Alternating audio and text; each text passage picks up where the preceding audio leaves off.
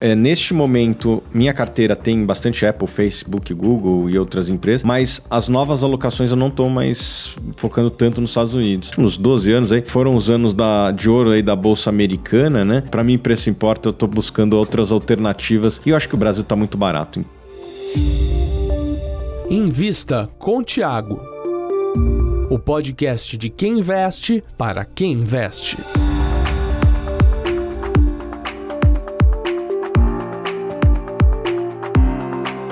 Começando mais uma edição especialíssima do Invista com o Thiago. Eu sou o Lucas Goldstein, mas a estrela deste podcast é o fundador da Suno, o Thiago Goiás. Tudo bom, Lucas? Sempre um prazer estar aqui com você, com os nossos ouvintes. E hoje eu tenho aqui um amigo que está conosco faz bastante tempo, né, nessa jornada aí de investimentos, o Fábio Holder. Tudo bom, Fábio? Valeu demais pelo convite, Thiago. Valeu demais, Suno, pelo convite. É um prazer estar aqui hoje para bater um papo sobre investimentos, sobre longo prazo. A gente já gravou alguns vídeos juntos, já tem um tempinho, né? Mas aí 2020 acabou sendo o ano a galera mais afastada aí por causa da pandemia. Muito bom estar aqui de volta com vocês e valeu demais pelo convite. Uma das boas almas aí de Brasília. Conta a sua história, Fabio. Cara, então, eu moro aqui em Brasília, né? Eu nasci aqui. Meus avós vieram para Brasília lá no começo da cidade, né? O meu avô, a família do meu pai era toda de Minas, né? Aí meu avô, ele acabou vendendo um apartamento que ele tinha lá em Minas e trocou um apartamento, isso aí lá na década de 70, 80, por ali. Trocou um apartamento que ele tinha lá em Belo Horizonte por uma fazenda aqui em Brasília e por uma casa, né? E uma linha telefônica. Na época tinha algum valor, né? E aí eu cresci aqui desde muito novo, cara. Eu comecei a me interessar pelo mercado financeiro, acho que muito em linha com que algumas pessoas hoje, pelo motivo que algumas pessoas entraram hoje no mercado, porque eu vivi, né, o que o pessoal viveu agora em 2020, com essa queda que a gente teve forte da Bolsa, lá em 2008. Lá em 2008, quando a gente teve a crise do subprime, eu estava entrando na faculdade, eu sempre tive facilidade com números, e aí eu via a Bolsa caindo, todo aquilo ali saindo no jornal o tempo inteiro, a Bolsa caindo. Aquilo ali me atraiu para começar a entender o que era a Bolsa, o que era aquilo dali que estava sendo falado o tempo inteiro no jornal e saindo na notícia o tempo inteiro, bolsa sobe, bolsa cai. Foi aí que eu me interessei. Na época eu fazia engenharia civil, mas eu acabei me apaixonando aí pelo mercado financeiro.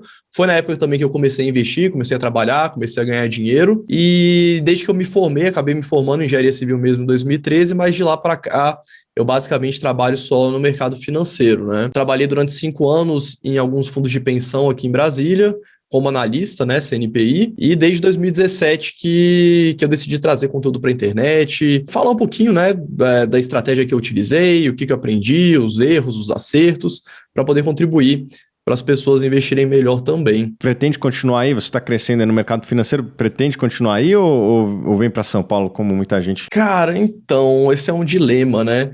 Mas assim, eu não tenho pretensão assim de curto prazo para ir para São Paulo, não. Meu esquema com São Paulo é tipo ir na quinta-feira e voltar no domingo, ir na quarta-feira, trabalhar ali durante a semana e voltar no domingo. Normalmente quando a gente vai gravar, quando, enfim, combina algum tipo de colaboração ou até algum tipo de reunião. Mas aqui em Brasília, cara, a gente tem uma qualidade de vida muito boa, sabe? Eu acho que quase nenhum lugar do mundo tem a qualidade de vida que a gente tem aqui em Brasília. Não no sentido assim, São Paulo tem muito mais coisa do que Brasília, né? Mas aqui no centro de Brasília, cara, é um lugar super tranquilo, você pode andar qualquer hora do dia, da noite, sem se preocupar. A parte de lazer aqui de Brasília também é muito boa, então eu gosto muito da qualidade de vida aqui. O oráculo de Brasília é a sua Omaha? É tipo a minha Omaha, mas assim, eu tenho vontade, na verdade, de morar fora até, sabe? Se eu fosse me mudar de Brasília, eu acho que eu me mudaria pra, sei lá, para o interior da Europa, de algum país lá na Europa, ou até lá nos Estados Unidos eu tenho vontade de passar um tempinho. Mas São Paulo, para mudar assim, para ficar no dia a dia, não é muito a minha pegada. Fabio, como que você descreveria a sua estratégia de investimentos? O Elon Musk fez um tweet recentemente que é uma frase até que era do Peter Lynch, mas que eu acho que descreve muito bem, assim, que basicamente é você investir em empresas que façam produtos ou serviços que as pessoas amem. Se eu pudesse resumir de forma extremamente simples, eu acho que seria essa uma frase que descreveria bem a minha estratégia. Investiria em empresas de cigarro? As pessoas são viciadas, gostam do negócio. Eu não vejo como algo negativo, não. Assim, Eu por exemplo, não. Ambev também, né? Eu acho que as pessoas, assim, são livres para escolherem o que elas fazem com a própria vida, seja tomando uma cerveja, ou até a empresas tipo a Diageo, né, lá nos Estados Unidos, que fazem produtos destilados, ou até cigarro, né? Eu acho que as pessoas são livres para escolher o que elas vão consumir. Eu também acho. Você investiria em arroz ou em parque de diversão? No que é o bem de todo dia ou que é o bem de terceira prioridade? Os dois o povo gosta, né? Essa é uma excelente pergunta, assim. Eu acho que nos dois, na verdade. Eu sou bem a favor, assim, na minha estratégia de investimento, de você ter uma carteira bastante diversificada. Então, eu acho que tanto investir numa tese como arroz, ou, por exemplo, a M. Dias aqui no Brasil, né, empresa que faz massas e biscoitos, ou uma empresa como a Disney, por exemplo, eu acho que são duas boas alocações de capital. E eu queria saber, na hora de entrar, o preço importa pra você? Vixe, já começamos aqui com o pé na porta, né, Thiago?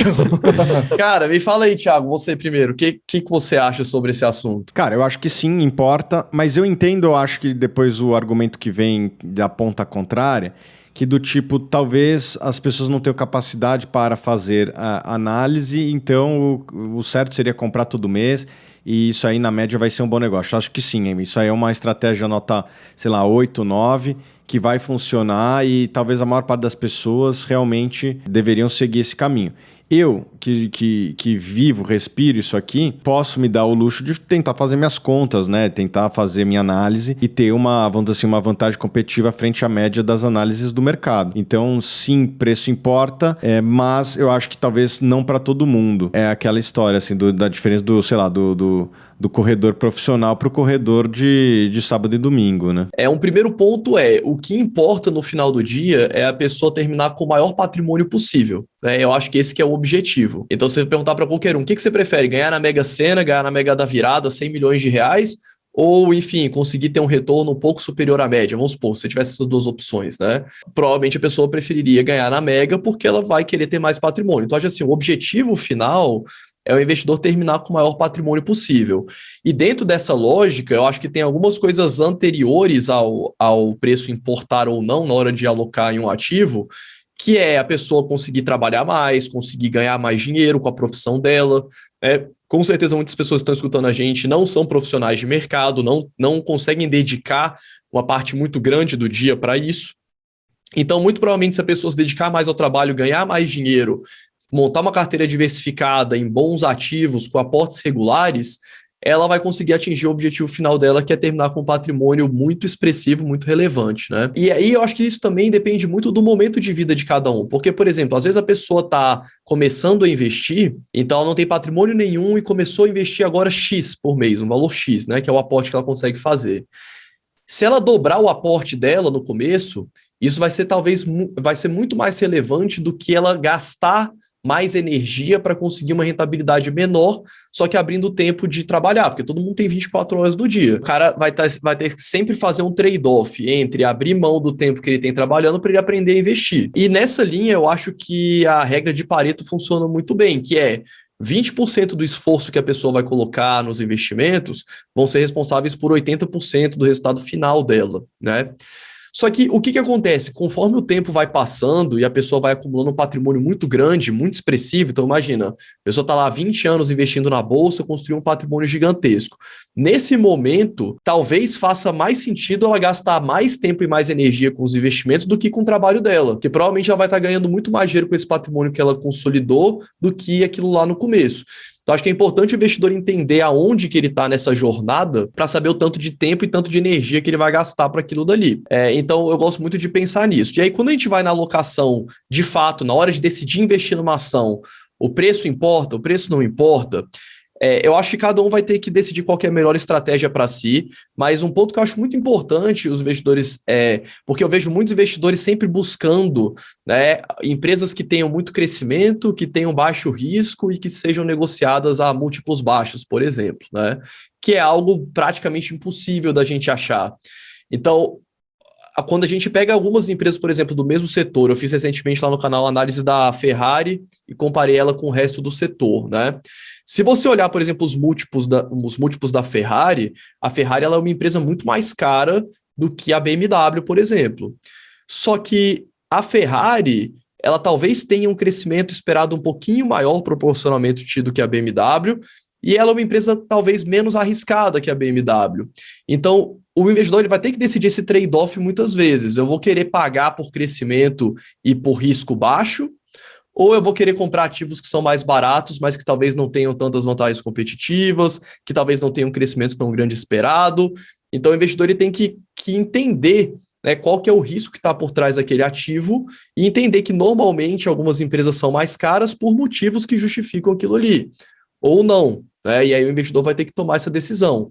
Mas existem empresas mais caras, existem empresas mais baratas, mas eu sempre vejo um motivo por trás daquilo ali acontecer. Ambos aqui investem fora do Brasil. Eu quero saber onde vocês estão mais posicionados no exterior, principalmente nos Estados Unidos. Eu sou um cara que sempre advoguei para investir fora, sobretudo nas empresas americanas que estão mais perto e próximas, né, de serem investidas. Existem várias formas para investir, né? Mas neste momento minha carteira tem bastante Apple, Facebook, Google e outras empresas, mas as novas alocações eu não estou mais focando tanto nos Estados Unidos. Eu tenho investido em uma empresa chinesa e uma empresa também da Grã-Bretanha, né, do Reino Unido. Eu acho que as ações americanas na média estão muito caras, e tenho até preferido investir no Brasil do que lá fora, né? Uma derivada do preço não importa é a minha abordagem para o dólar. Não é que o preço não importa, eu acho que o preço é imprevisível do dólar. Então eu acho que todo mundo deve sempre ter uma parte relevante fora do seu patrimônio, no mínimo 10%, mas talvez até mais, dependendo da pessoa. Mas nesse momento eu não estou dando tanta preferência para as empresas americanas. Estou procurando empresas de moedas descorrelacionadas com a nossa, mas que não estejam nos Estados Unidos, porque eu acho que o mercado americano na média está muito caro. Os últimos 10, 15 anos, os últimos 12 anos aí, foram os anos de ouro aí da Bolsa Americana, né? Ela performou melhor que quase todos os países do mundo. E eu acho que os outros países do mundo hoje estão, na média, mais baratos. Então, para mim, preço importa. Eu estou buscando outras alternativas que não o mercado americano, mas que tenham moeda forte também. E eu acho que o Brasil está muito barato. Então, os Estados Unidos, nesse momento, eu estou evitando investir lá diretamente. Na abordagem que eu monto a minha carteira de investimentos, o primeiro passo que eu faço é definir um percentual para cada um dos ativos, né? Um percentual objetivo. Quando você define um percentual objetivo para cada um dos ativos, você vai um pouco que naturalmente aportando nas empresas que menos subiram da sua carteira ou nas empresas que mais caíram. Porque eu gosto muito de ver assim pela ótica do risco. Então vamos supor, eu defini que eu quero ter 20% no exterior, vamos supor, né, no exemplo que você deu. Se os ativos no exterior, se o dólar se valoriza e os ativos no exterior se valorizam, provavelmente eu vou passar a minha alocação de 20% para 30%. Né, se a bolsa aqui no Brasil estiver caindo. Então, como eu defini que eu só quero ter uma exposição máxima de risco a 20% às ações norte-americanas, nesse momento eu vou estar investindo nas ações brasileiras. No momento que acontecer o contrário, que o real se apreciar, ou que a bolsa americana cair, e o percentual objetivo definido para os investimentos lá fora baixar dos 20%, aí eu volto a investir lá nos Estados Unidos, para sempre tentar ter a exposição de risco que eu defini inicialmente para os ativos. Mas assim, sobre investimentos no exterior, eu sou muito fã. Eu comecei a investir lá em 2015. Não sei quando que o Thiago começou, mas foi lá em 2015 que eu comecei, no finalzinho. E desde que eu comecei a investir lá, eu acho que assim, quando o investidor começa a investir lá fora, você fica muito mais criterioso sobre o que você vai comprar aqui no Brasil, né? Você às vezes pensa em muitas... Por exemplo, a gente tem algumas empresas de tecnologia aqui no Brasil, mas a gente tem lá nos Estados Unidos Google, Facebook, Apple, Microsoft, enfim, todos os tipos de empresas de tecnologia, né? Desde NVIDIA, enfim, TSM, você tem quase todos os setores de tecnologia do planeta listados na bolsa lá dos Estados Unidos. Aqui no Brasil a gente não tem, né, diretamente opções de empresas assim. Então, acho que você sempre fica pensando antes de colocar uma ação nova na carteira, porque você tem uma exposição ao universo muito maior. Eu continuo investindo lá, eu diria que, assim, desde 2015 para cá, 80% dos meus aportes foi lá para fora, uns 20% aqui. Mas, assim, a minha carteira lá ela é bem diversificada, sabe? Eu tenho 40 REITs, tenho 40 e poucas ações também lá fora. Eu gosto de ter uma carteira bem diversificada. Mas eu sou muito advogado disso que o Thiago falou. Ó, talvez o dólar e as moedas como um todo, né, não só o dólar, sejam os ativos mais difíceis de você fazer qualquer tipo de previsão, né? Tanto que a gente vê todas as previsões de dólar para daqui 1 ano, 2 anos vão estar erradas quando chegar lá, né? De vez em quando um ou outro acerta, mas talvez mais por sorte do que por mérito, porque as variáveis que estão atrás para definir o câmbio, têm uma quantidade tão grande de variáveis, elas são tão aleatórias que fica muito difícil fazer qualquer previsão. Mas o investidor de longo prazo, ele tem que, e principalmente quem mora no Brasil, acho que é importante entender, e a gente está vivendo isso agora, que quando o dólar sobe, você perde seu poder de compra em tudo, né? Desde uma latinha de refrigerante, que é em alumínio, o alumínio é em dólar, até um computador, um celular, alguma coisa que é de fato importada, né? Então, para você manter seu poder de compra no longuíssimo prazo, é muito importante ter uma parcela da carteira em dólar, na minha opinião. Tem 3 ativos do seu portfólio no exterior que são fora do comum? Queria saber dessas curiosidades da sua carteira. Tem 2 ativos lá que, assim, trouxeram uma rentabilidade muito maior do que eu imaginava num curto espaço de tempo. Eu lembro, tem uma frase muito boa que também é do Peter Lynch, que ele fala assim, que muitas vezes os ativos que você menos espera são os ativos que mais performam na sua carteira. E isso acontece, assim, de vez em quando, né? Aconteceu comigo com a Tesla, comecei a investir em Tesla lá em 2008, ou 2018, e aconteceu também com as ações do Chipotle, eu comecei a investir lá em 2015 e 2016, que é uma rede de restaurantes, né, de fast food mexicano, que na época estava passando por um problema muito sério de contaminação por bactéria, por E. coli, alguns restaurantes tiveram muito problema relacionado a isso, e a empresa depois teve uma retomada muito forte, resolveu esses problemas e continua expandindo de forma bem agressiva. Então, assim, seriam os 2 ativos fora da curva, que eu diria assim. As ações do Chipotle, quando eu comecei a investir, elas eram $300, $250. Hoje elas estão perto ali de 1.400. E da Tesla, que foi bem... uma rentabilidade bem expressiva, assim. Eu lembro quando eu comecei a investir em Tesla, a valores de hoje, né, porque ela fez o split, as ações estavam perto ali de $40, $50. Hoje elas estão ali perto de 650, 750, por ali. Foram os 2 ativos que mais me surpreenderam, assim, positivamente. O Fábio anteriormente citou investir fora, e eu comecei lá em 2011. Minha primeira ação, a Apple, 1 mês antes do Steve Jobs morrer. Mas, obviamente, a saúde dele já estava bem debilitada e a ação estava muito barata por causa disso. Tem mais alguma que você queira citar? Não, essa foi a primeira e foi a única durante muito tempo. Eu fui... Daí comprei até na época, mas coisa muito pequena de Oracle e Booz Allen, um business de consultoria. Mas era uma coisinha muito pequena, assim, muito pequena mesmo. Daí eu fiquei um tempão sem investir e depois fui voltar em 2016. Thiago, desde quando você começou a investir em Apple, você só segurou? Você fez algumas vendas? Continuou investindo? Cara, eu investi nela de 2011 a 2013, 14 e depois voltei em 2016 que ela deu uma barrigada para baixo. Foi até curioso, na época que eu voltei, eu falei, nossa, tá muito barato, tô comprando esse negócio aqui. E mês depois o Warren Buffett anuncia que também tava comprando. Ou seja, a gente tava comprando meio junto lá. Olha, eu fico até feliz, porque foi uma coisa que a gente pensou juntos, assim, porque estava muito barato no começo de 2016, ela estava recomprando a ação, que assim, em 20 anos, se ela continuasse recomprando, só ia sobrar eu de acionista, assim. É óbvio que ou a ação valorizava, ou ia ficar eu como o último acionista, né? Obviamente que a ação valorizou. O Buffett hoje a Berkshire tá com mais de 40% em Apple, né? Do portfólio de ações, né? Mas agora, lembrando aqui, olha só que curioso que foi o motivo que eu comprei ações da Apple lá atrás. Eu trabalhava no fundo, né? Os imóveis no Rio de Janeiro estavam mais caros do que em Nova York, né? O dólar estava 1,60, né? E existia um grau de otimismo tão grande com o Brasil que o nosso racional era o seguinte, cara, o Brasil tá dando certo naquela época, né? Mas não é possível que só tenha negócios bons no Brasil. E a gente olhava as coisas no Brasil ficando mais caras do que lá fora, né? E falava, pô, nossa renda per capita não é...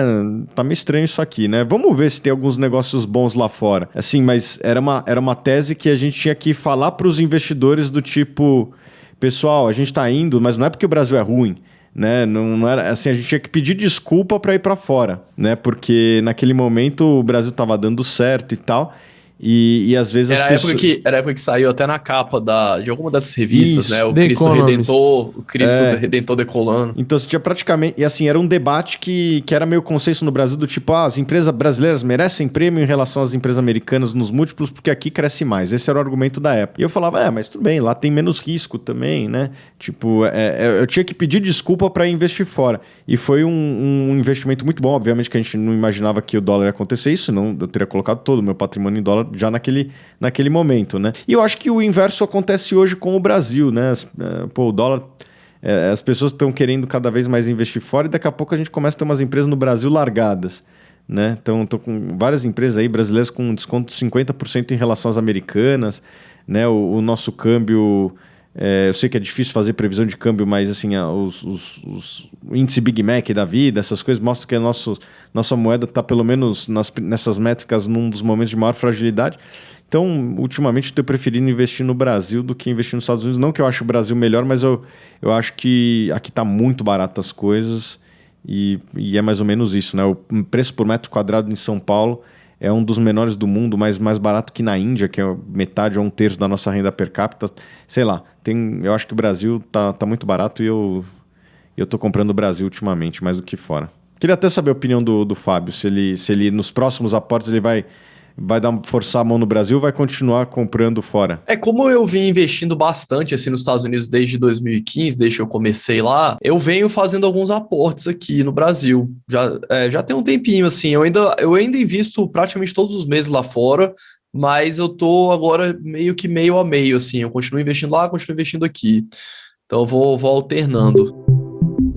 Onde que o bicho tá pegando? Onde que tá mais barato? Cara, eu vou falar uma coisa que talvez o Fábio nem goste, mas assim, eu também não gosto, mas eu tô comprando estatal, cara. Banco do Brasil, Petrobras, eu não comprava estatal desde 2007. Só que as estatais estão com os balanços mais sólidos, governança melhorou muito, por incrível que pareça, tem muito zoom, mas assim, na prática, é muito difícil apertar os enter sem atravessar alguma lei que pune quem atravessar essa lei. Os balanços estão muito fortes e os múltiplos estão muito, muito descontados. Está no Petrobras e Banco do Brasil estão com múltiplos daquela época de Dilma, que o Banco do Brasil emprestava, sei lá, para Venezuela, que a Petrobras estava envolvida nos escândalos de petrolão. Óbvio, não boto minha mão no fogo na Petrobras, mas eu acho que aquele tipo de exagero da corrupção, com vários projetos grandes, bom, pelo menos hoje nem temos projetos grandes, né? Então se o pessoal estiver roubando, não vai ser nas obras. Então eu acho que são empresas muito baratas, que têm condição de pagar 10%, 15%, 20% talvez de dividendo nos próximos anos. São as melhores empresas do mundo? Não são, mas também não são empresas que vão desmoronar. Então eu estou olhando muito para essas empresas. Óbvio, não estou dando um all-in, né? Eu quero ter 10%, 15% no máximo dessas empresas que eu vou comprar com o tempo com os novos aportes. E provavelmente até lá vai estar andando e eu vou mudar para outras empresas. Mas essas empresas no Brasil eu acho que estão muito baratas. Empresas do setor elétrico também estão bem descontadas. Então, essa Equatorial, você está olhando? Cara, a gente tem recomendação de Equatorial. Só que ela deu uma subida, né? Acho que materializou um pouco do que a gente imaginava, que era, enfim, fazer aquisições de ativos mal geridos dos governos, né? Tanto estadual, federal, etc. E na mão deles, empresa da iniciativa privada com foco em produtividade, gera mais lucro, né? E eles ganharam um leilão recentemente lá no Rio Grande do Sul, né, de uma distribuidora. Nesse momento, eu prefiro até outras, tá? O papel andou bem desde a aquisição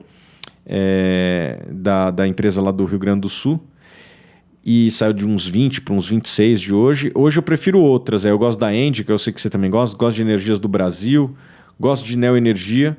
Eu gosto da Equatorial também, mais menos nesse preço. A empresa andou bem. Então, para mim, preço importa, eu tô indo nessas outras que eu acho que tem condições de pagar dividendos maiores aí nos próximos anos. Você falou antes de estatal, assim, eu acho até que, cara, o Banco do Brasil, né, talvez seja a melhor estatal, assim, na minha opinião, em relação à governança, né? Se a gente for olhar só por esse lado de governança, de estatal, Eu acho que o Banco do Brasil talvez seja a melhor estatal, assim, de melhor governança, né? Petrobras é uma empresa que eu não acompanho, eu não sou muito fã de empresa de commodity no geral, por ser muito cíclico, né? Ter uma volatilidade muito grande, eu não sou muito fã desse tipo de volatilidade na minha carteira, mas isso também é muito pessoal. Então acaba que não é uma empresa que eu acompanho tanto, assim.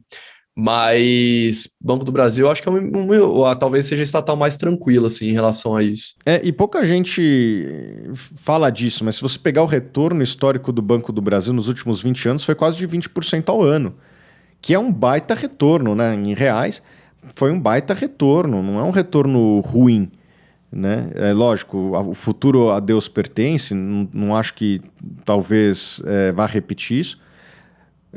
Pode repetir, mas não é um guidance. Passado não é garantia de futuro, mas foi uma empresa que, acho que desde que eu acompanho, desde que eu estou no mercado, nunca deu prejuízo, mesmo nos momentos mais difíceis. Sempre pagou dividendos, né? E acho que vai pagar dividendos crescentes aí nos próximos anos. Para quem gosta de dividendo, eu acho uma boa. E nessa discussão de fintech para lá, fintech para cá, eu acho que o Banco do Brasil está um pouco blindado, né? Você pega as principais linhas do Banco do Brasil, ele não tem perdido market share como Itaú, Bradesco e Santander. Ele tem resistido bravamente. Eu acho que ele tem um perfil de cliente um pouco diferente do Itaú, do Bradesco.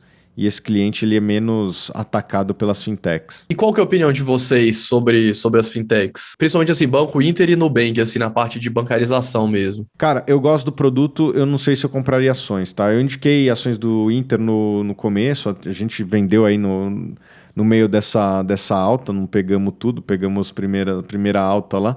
Eu acho que é um valuation ambicioso, mas eu acho que são empresas que nascem com um DNA positivo, né? De botar o cliente em primeiro lugar. A gente sabe que o mercado financeiro ele tem um pouco de explorar o cliente nas fragilidades dele, né? De, enfim, explorar um pouco esse baixo conhecimento que existe no Brasil de finanças pessoais. E eu acho que essas empresas elas vêm com um bom coração, que já é um bom começo. Eu acho que elas vão ganhar market share, mas eu não compraria ações dessa empresa porque eu acho que o preço é muito alto, né, cara? Tipo, você já tá pagando... Daqui a pouco o Banco Inter tá mais caro que o Banco do Brasil. Passa o Banco do Brasil. E o Banco do Brasil lucra quase 20 bilhões de reais por ano, entendeu? O que eu fico pensando mais, assim, que eu acho que é uma coisa que é muito difícil nessas empresas de crescimento muito acelerado, né? Porque como o valor dela tá muito lá na frente, a incerteza também fica muito grande, né? Mas o que eu vejo muito assim do Banco Inter é que a base de clientes hoje, principalmente Inter e Nubank, né? Assim, de uma forma geral, normalmente são pessoas mais novas, pessoas que não têm a renda tão alta, não tem tanto dinheiro ali para investir e tudo mais. Mas daqui 20, 30, 40 anos, essa população mais jovem vai ser quem vai estar gerando renda no país, né? E a pessoa que usa aquele serviço ali por 10, 20 anos, mas junto a isso, né, tem uma incerteza gigantesca do que vai acontecer daqui para lá, né? E o Banco do Brasil especificamente, ele tem algumas coisas que ele, vamos dizer assim, ele joga com a própria mão, né? Sei lá, por exemplo, agro. O crédito agro só é liberado para quem é cliente mais fiel do banco. Né, esse tipo de coisa acontece e que ajuda a fidelizar bastante os clientes lá. Enfim, eu acho que o Banco do Brasil é uma empresa muito barata, não acho que obviamente, não é a empresa mais bem gerida do mundo e tal, mas também não é a pior ali, historicamente sempre gerou um bom ROI, e eu acho que tem condição de manter essa lucratividade e vai pagar bons dividendos. Eu acho que a empresa tem tudo aí para pagar 10%, 15% de dividendo nos próximos meses. O que você que investe fora, né, Fábio, eu acho que não deve ter tantas empresas assim pagando esse yield, né? Não tem. E dividendo? Você gosta de dividendo ou não? Cara, eu gosto, assim, eu gosto. Eu não gosto de montar uma estratégia pura em dividendos, mas eu gosto de ter uma carteira bem equilibrada, assim, entre empresas de dividendo, empresas de crescimento, fazendo esse balanço dentro da carteira. A maioria das empresas, né, assim, a gente tem algumas exceções, principalmente as empresas de tecnologia, né? Não sei se chegou a ver os resultados do Google que saíram ontem. Maravilhoso. Foi um resultado absurdo, né? E assim, eles conseguiram gerar um resultado absurdo sem aumentar a base de ativos deles, né? Praticamente o ROI veio muito maior pelo aumento de resultado, porque, enfim, empresa de tecnologia não precisa ter tanto investimento, né? Não é extensiva em capital ali, igual uma indústria, por exemplo. Mas, via de regra, as empresas que distribuem muito dividendo acabam não tendo tanto espaço assim para crescer, né? Principalmente se a gente olhar as empresas aqui no Brasil. Então é sempre um trade-off, né? Eu quero uma empresa mais madura, mais no estágio de maturidade, que distribui quase tudo de dividendo, ou eu quero, sei lá, uma empresa de crescimento que lá no futuro, daqui 10, 20 anos, vai se tornar uma empresa de dividendos para pagar mais. Vai comprar Banco do Brasil? Não. Tem uma regra pétrea que é não investir em estatal. Eu não invisto em estatal, eu posso perder algumas e tá dentro do jogo. Não? Eu tenho a minha regra que é estatal só de graça, só que eu acho que nesse momento tá de graça. Fábio, eu reparo que você sempre bota CNPI, né, nos seus materiais e tal. Eu também sou analista CNPI. Eu queria entender, assim, o porquê que você sempre destaca essa certificação. Cara, para ser bem sincero, porque em tese é obrigatório, né? Assim, principalmente com a atualização que teve da instrução da CVM, acho que foi 2017, por ali, 2018, né?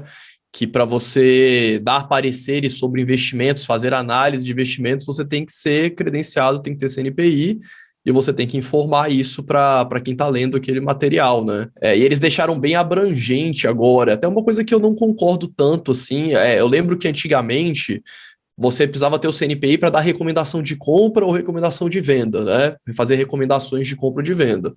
Mas hoje, se for ler o pé da letra, a instrução, basicamente para você falar sobre investimentos, dar uma opinião, mesmo sem recomendar compra ou venda, analisar um ativo, em teoria você tem que ter o CNPI, né? Para fazer isso de forma pública, inclusive. Então, eu faço bastante para essa questão regulatória. O CNPI, você, basicamente, para o pessoal que não conhece, é só você tem que ter alguns pré-requisitos, né? Você tem que ser formado, ensino superior e tudo mais. Você faz uma prova, passa, se credencia na APMEC e segue o jogo. É isso aí, somos parceiros e tem um código de ética, então a gente não se xinga aqui porque não pode. Sabia dessa? Tem que respeitar os colegas. Você se xinga ao estilo século XIX? Seu príncipe sem botas.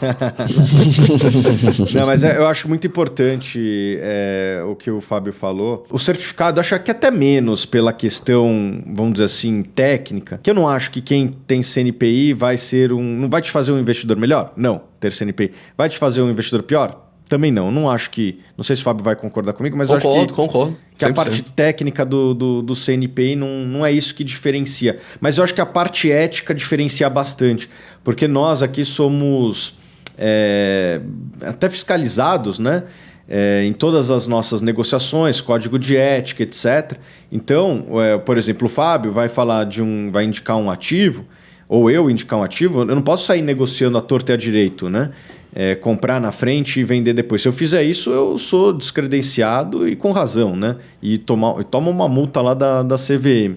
Então, eu acho que o certificado CNPI é um certificado de qualidade ética do profissional. Porque se o cara não tiver aderente às práticas, cedo ou tarde o cara vai ser punido por alguma fiscalização, né? E quem não tem CNPI, você não sabe se o cara está comprando. Eu já recebi denúncia de empresa que dá presentinho para quem tem muito seguidor, né? E depois essa pessoa vai lá e fala bem da empresa. Então, quando você tem CNPI, você sabe que pelo menos se a pessoa andar fora da linha, ela vai ser punida de alguma forma. Quem não tem CNPI, você não sabe o que vai acontecer, talvez não aconteça nada. Infelizmente, no Brasil, às vezes a gente tem leis que pegam e leis que não pegam, né? Para mim, lei deveria ser lei. Mas no Brasil a gente tem lei que pega e lei que não pega. E, sei lá, tem muita coisa solta nesse ambiente de recomendação. O código, né, de conduta que você precisa ser aderente quando você tem o CNPI, ele impede que você tenha qualquer tipo de conflito de interesse ao indicar um ativo, né?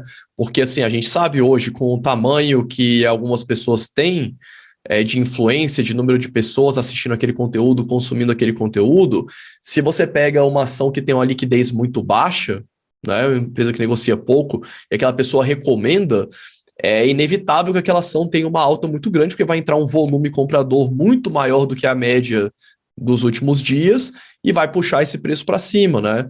Então é exatamente por isso que os CNPIs não podem operar enviesados com aqueles ativos que eles estão analisando. Então, acho que nesse sentido é muito bom mesmo. Eu acho que isso devia ser estendido para todos que falam publicamente de ativo. Pessoal, compre lá tal ação. Você falou isso aí, cara, bom, já deveria ser considerado análise, mas se não é, deveria ter também uma punição para esse cara para ver se ele não comprou antes justamente para te vender depois, o famigerado pump and dump. Exato. Uma coisa assim que você falou também que eu concordo é que a pessoa precisa ter CNPI para ser um bom investidor? Não. O Buffett não tem CNPI, por exemplo, né? Dando um exemplo esdrúxulo assim. E tem excelentes, os gestores de fundo, eles têm outra certificação, tem o CGA, tudo bem. Mas tem muito gestor que é um excelente investidor, não tem o CNPI. Então, o CNPI não é um selo de que você vai ter uma performance melhor, que você vai ser investidor melhor, e nem o contrário, né? De que a pessoa não tem o CNPI, ela não sabe o que ela está falando, ela não tem autoridade para falar aquilo ali. Eu não acho que é o CNPI que vai dar essa autoridade. Mas o CNPI vai garantir boas práticas e vai garantir que não haja conflito de interesse naquela opinião. Só que se tiver uma fiscalização, você sabe que o cara vai ser punido. Só que o problema é que também só é fiscalizado quem tem o CNPI, essa impressão que eu tenho, não sei. Não, mas é porque você está credenciado na PMEC, você é fiscalizado. E também, mas o que eu acho complicado também é que é difícil. Como é que eles vão fiscalizar milhares de pessoas, as pessoas pequenas que nem se sabe da existência? Acho que é uma questão complicada, assim, acho que deve mudar muita coisa ainda assim nos próximos anos. Fiscalizar a internet é bem difícil. Google, Apple, Facebook. Quer saber como crescer com essas empresas? E-book Investindo no Exterior. Link na descrição deste podcast.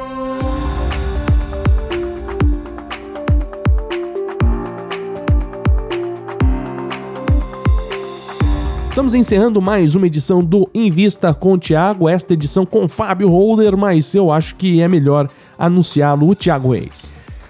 Queria aqui agradecer a sua presença, Lucas, sempre bom estar com você aqui presencialmente novamente, né? Fazia tempo que a gente não gravava junto, né? Não é, acho que um ano, né? Nossa, faz tempo, eu não lembro, cara. Presencialmente faz tempo, eu gosto. E é legal de gravar aqui que depois vai pro YouTube ficar legal e o vídeo ficar longo, então as pessoas gostam também do vídeo, então convido pra gente vir mais vezes fazer isso, se você puder. Então, queria aqui agradecer também a presença do Fábio, né, que já gravou comigo presencialmente, primeira vez conosco aqui no podcast. Tenho uma admiração aí por você. Obviamente que volta e meia a gente pensa diferente de algum jeito, mas saiba que é sempre respeitosamente e na maior parte das vezes eu acho que a gente concorda 90% e a internet é meio do mal e pega no pé dos 10% que a gente discorda e não tem problema, acho que cada um tem o seu ponto aí e acho que são estratégias que não necessariamente são antagonistas, né? A questão do preço importa, não importa, mas acho que na maior parte das vezes a gente tá pensando igual, que é investir de maneira eficiente em bons ativos que vão gerar valor aos seus acionistas ao longo do tempo. Acho que isso nos une mais do que as outras coisas que nos separam. Obrigado, Fábio. Thiago, valeu demais, cara, pelo convite. Obrigado pelo convite também, Lucas e Suno, né, no final do dia.